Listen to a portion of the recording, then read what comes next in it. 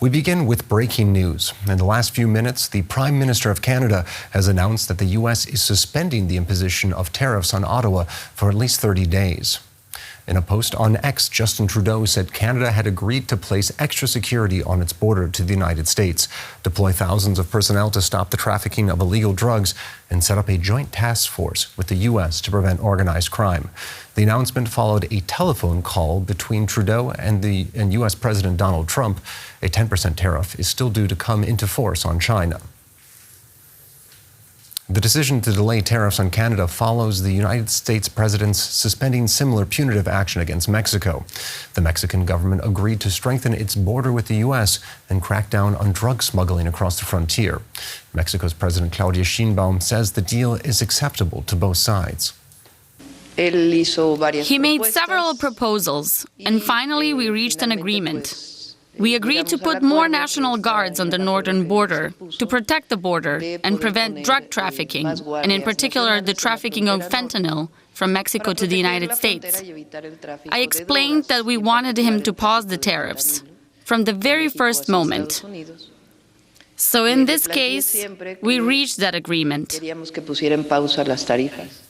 Before the joint announcements, markets reacted to the prospect of a trade tariff war with substantial losses. Major indexes in Europe and the United States slipped and volatility surged.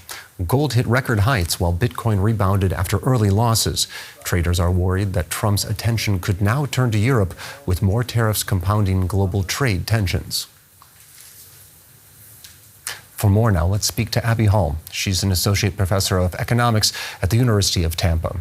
So, Abby, Trump has announced he is pausing the tariffs on Mexico and Canada for 30 days, but this chaos can't be good for businesses in the stock market. It's certainly not, and the markets reacted accordingly, as we just saw. One of the things that people, I think, need to take away from this, even with the pauses, is that this uncertainty is really, really not good for anyone, least of all the United States. These tariffs with two of the U.S.'s main trading partners really indicate that there is some uncertainty in the market and uncertainty with the United States that just wasn't there before. And that really does kind of raise some questions, with these, what could the long-term effects be on U.S. trade relations? Are international partners still going to want to do business in the U.S.?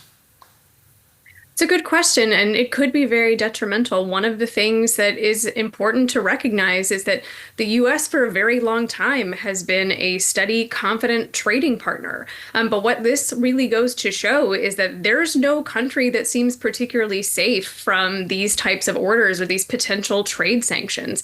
The U.S. and Canada and China represent over 40% of all U.S. imports. And if these countries are having tariffs imposed on them who are friendly regimes to the United States, it doesn't bode well necessarily for trade relations overall. But what does this mean in a concrete fashion for U.S. businesses? Is this going to make doing business in the United States for American companies more difficult? It's certainly tricky. So one of the things that we can say is that if the tariffs are implemented, it's going to harm U.S. businesses. Any U.S. business that utilizes imported products from these countries is going to see their cost rise. But something else, too, that we can think about is that there are many companies in the United States that are tied directly to foreign industry. And so the extent that companies in, say, Mexico or Canada are harmed by tariffs, that's indirectly going to harm U.S. companies as well as U.S. jobs. And let's talk about the consumers for a second. There seems to be broad consensus that American consumers will foot the bill with higher inflation in prices. So should consumers start tightening their belts if this track continues? I think consumers are understandably worried about the tariffs and the prices. I know that my family and I are also concerned about what is going to happen to prices, say, 6 months or a year from now if these tariffs are implemented.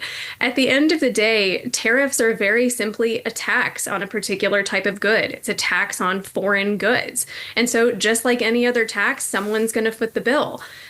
That doesn't mean, however, that the person writing the check to the government is going to be another government or the producers of, say, Canada, Mexico, or China.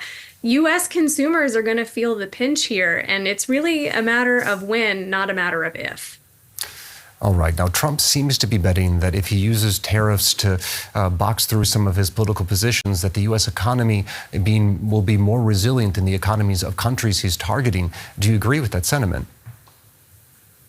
One of the things that the current president ran his campaign on is this idea of making America great. And I think one of the things that this policy does is really show that we're abandoning, or at least the administration is pushing back on some of the fundamental economic principles that really did let the United States come to enjoy its current economic position.